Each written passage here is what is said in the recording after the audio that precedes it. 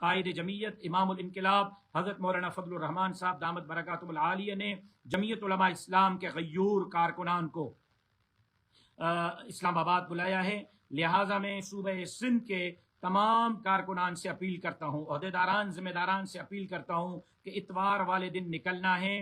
پیر کی صبح فجر کی نماز ہم نے سپریم کورٹ کے باہر اسلام آباد میں ادا کرنی ہے۔ شیڈول اتوار کو نکلنے کا کیا ہوگا انشاءاللہ کل میں آپ کو بتاؤں گا، لیکن آپ نے ابھی سے تیاریاں شروع کرنی ہے، نکلنا ہے۔ مولانا صاحب نے آج ایک جملہ فرمایا ہے کہ جمعیت کا کوئی کارکن گھر نہیں ہونا چاہیے، یہ آپ کے قائد کا آپ پر ایک بھرم ہے، آپ کے قائد کا آپ پر اعتماد ہے۔ میں امید کرتا ہوں کہ جس طرح ہر تحریک میں آپ نے اپنے قائد کے اعتماد کو پورا اترنے کی کوشش کی ہے، اب بھی آپ اپنے قائد کے اعتماد پر پورا اتریں گے۔ کوئی کارکن گھر نہیں رہے گا۔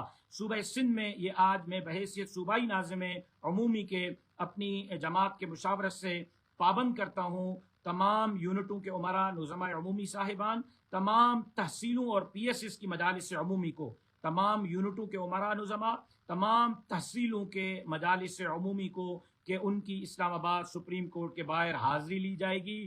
جس مجلس عمومی کا رکن شامل نہیں ہوگا تو یقیناً وہ جماعت کے اس بیانی کے ساتھ کمٹمنٹ پر پورا نہیں اترے گا، یقیناً وہ جماعت کے اس اہم عہدے پر جو رہتے ہوئے بھی لبیک نہیں کہہ سکے گا، تو اس کو سوچنا پڑے گا۔ تو ہر تحصیل کی مجلس عمومی، پی ایس کے مجلس عمومی کا رکن اور تمام یونٹوں کے عمرا نظماء اپنے کارکنان، ہمدردوں، ساتھیوں، اس دین دشمن، اسلام دشمن، ملک دشمن، عوام دشمن، اس کورٹ کے لاڈلے سے نفرت کرنے والے کو لے کر اتوار کو روانہ ہوں گے۔